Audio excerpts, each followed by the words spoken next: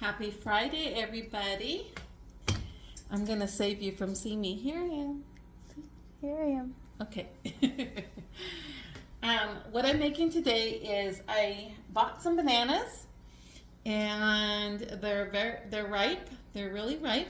I think they're supposed to be more ripe for this recipe. Oh, sorry. Let me tell you what we're making.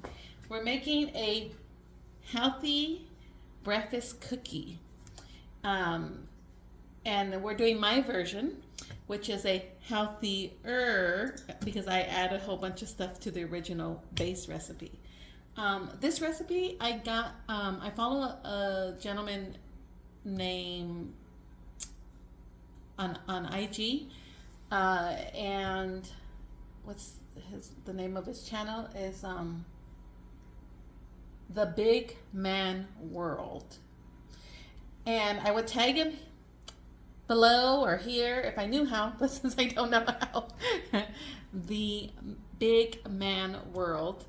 And anyway, he does a healthy cooking. He gives you all the nutrition and has a video. So go look for him on IG and get that. I'm going to tell you his recipe, but then I'm going to tell you what I add to it. Anyway, so yeah, it's like 12 minutes. I mean, in 20 minutes, you just whip it up and put it in the oven and cool them down, and you'll be eating them in 20 minutes. Okay, it's very quick.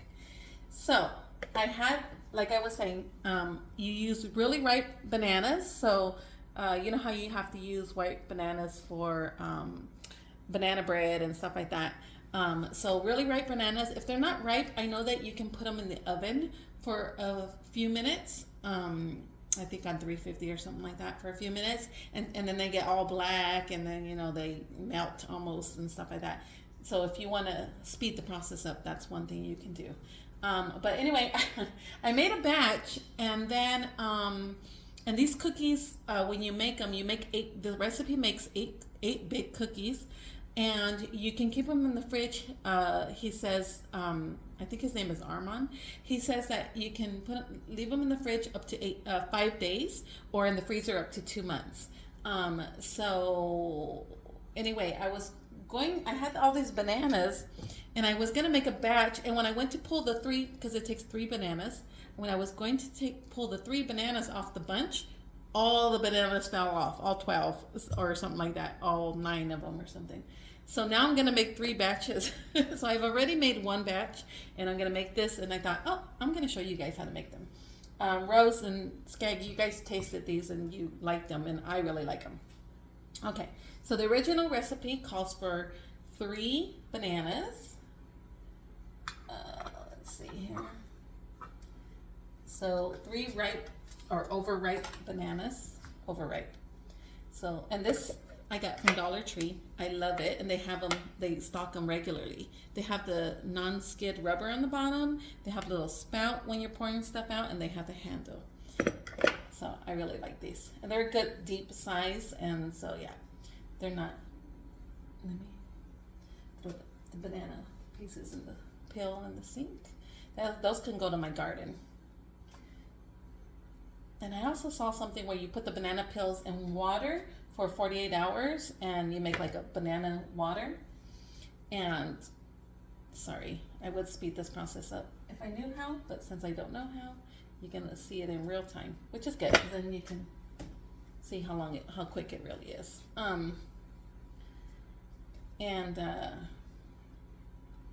Anyway, you make the banana water, and you water your plants with that, and then of course you add the things to your compost. Let me get, I don't like things on my hands, as you guys well know. Okay, so 3 bananas, and you just smush them up. Yes, that's a technical term. You smush them. Okay, so yeah, I took this healthy recipe and chiled it up. And that's what makes it probably less healthy, but still good. Still better than buying other kind of cookies, and it has a lot of protein, and oatmeal and whatever, for if you're going, to school or to work or both, and you just need to grab something quick because you don't have time to eat breakfast or something. it's good and quick. And one-handed, you know, you can eat it while you're walking around. Okay, so then you just mush up the bananas like that. Mush them up. You can mush it up more if you want. I'm, again, not patient, as you well know. So it takes 3 bananas, and it takes 2 cups of oatmeal. So this is the oatmeal I use, the old-fashioned Trader Joe's organic oatmeal. I bought the organic one since there's all that stuff going on with the pesticides in the oatmeal, and I was like, let me just use the organic ones. Okay, but it doesn't matter you use whatever oatmeal you want.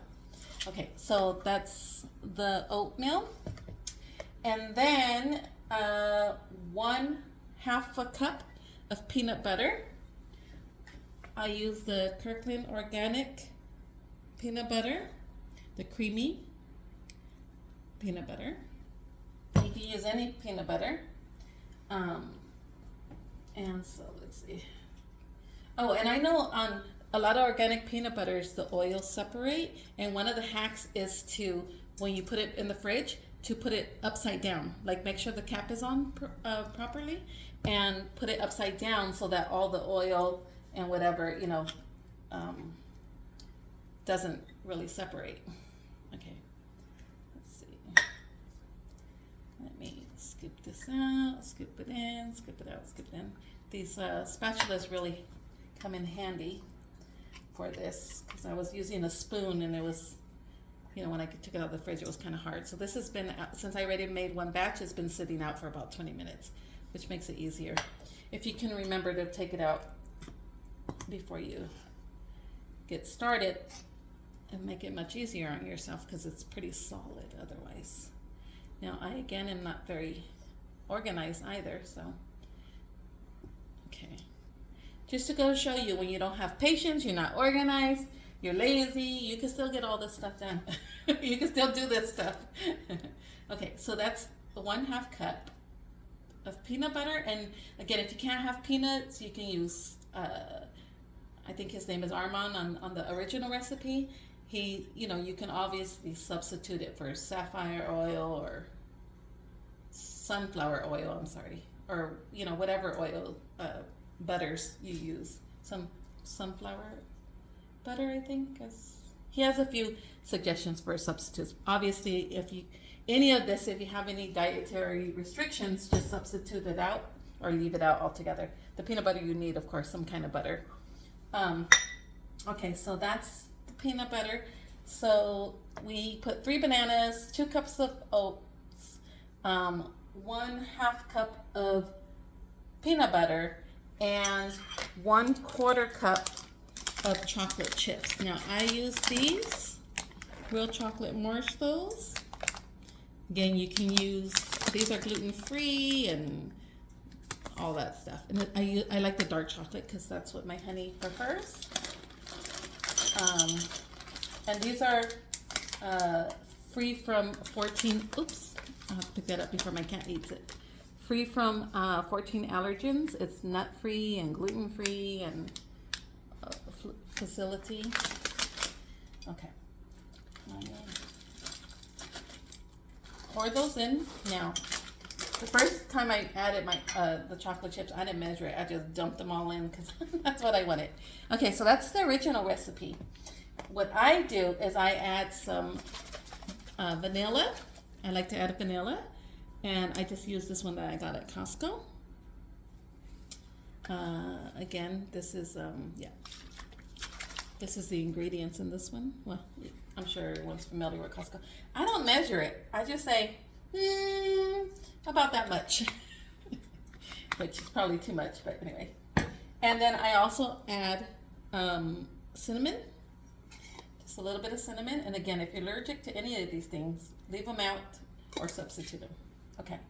And then I also add dried cranberries, just for that tangy taste.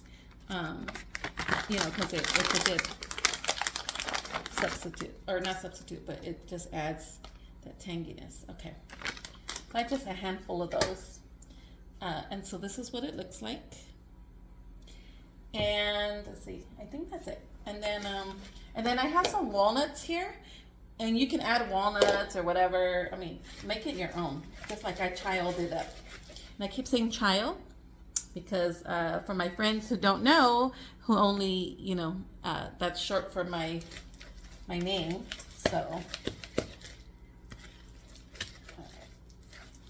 So I child it up. And you just mix it. Make sure it's well mixed. I just do it by sight, you know, like make sure that peanut butter is touching all the oats. Oh, I'm sorry. I should have told you in the beginning. The oven should be at 350. So it should be preheating right now.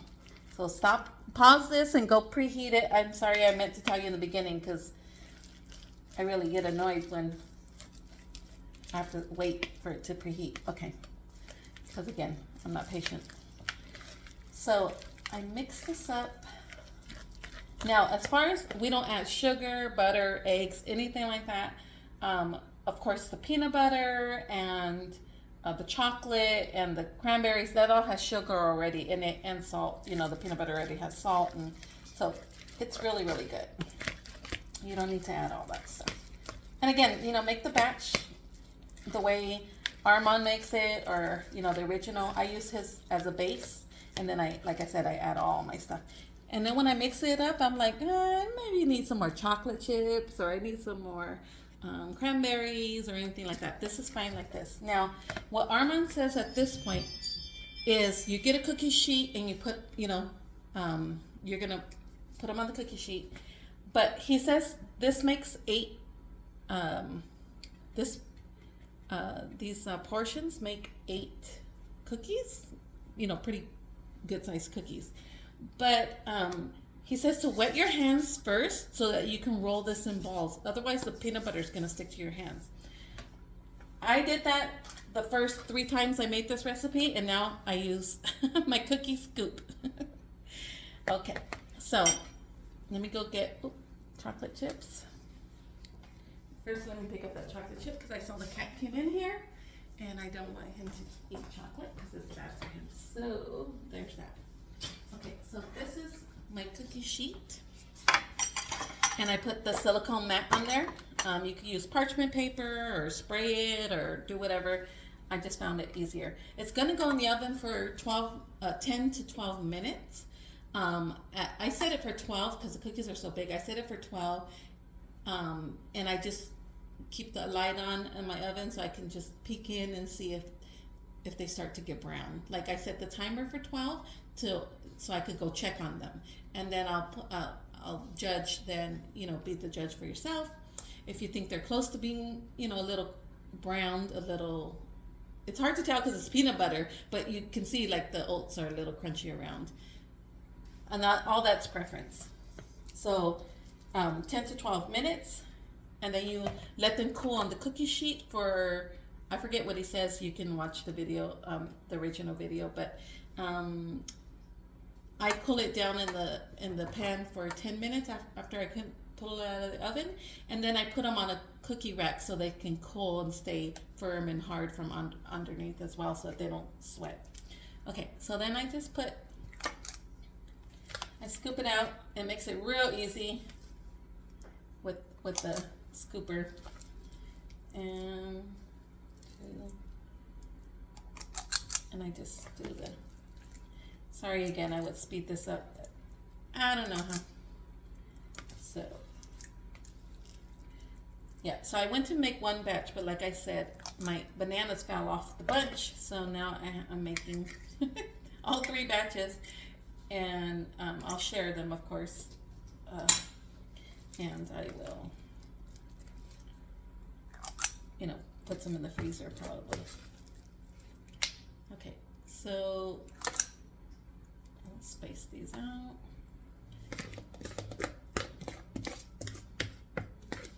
Okay.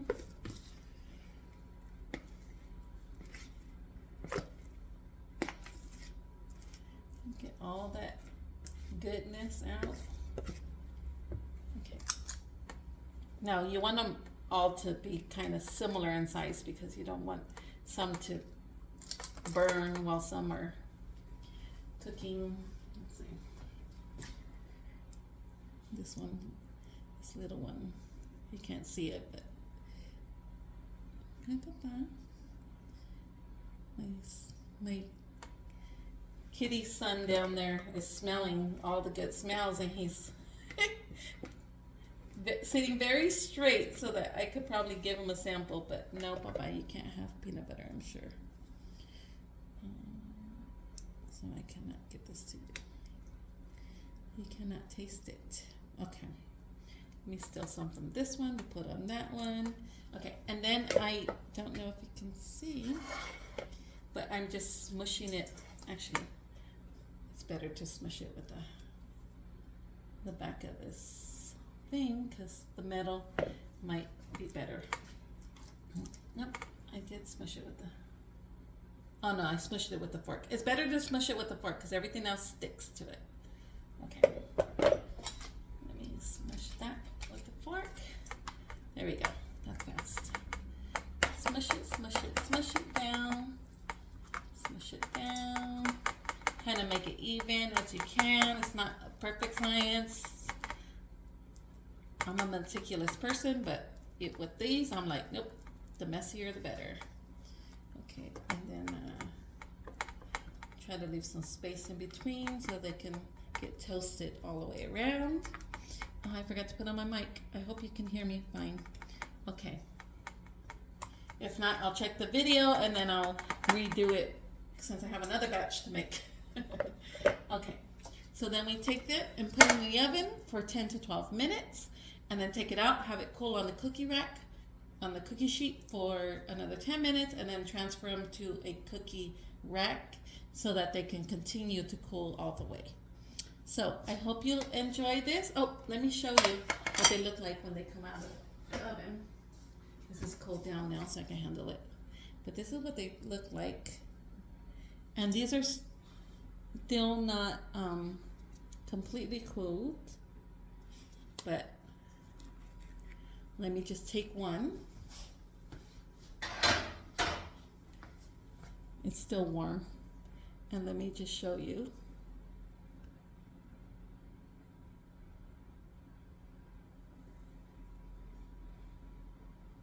How good it is. And you don't have to worry about any raw dough or anything, because, you know, this is like if you have kids doing it with you and they lick their fingers or anything like that, because there's no raw egg or anything. It's peanut butter, they can eat it raw. The banana, they can eat it raw. And everything else, they can eat it raw. So that, see? That's good. Okay. I better get these in the oven. And you should try to make them. Again, super easy. This video is 18 minutes.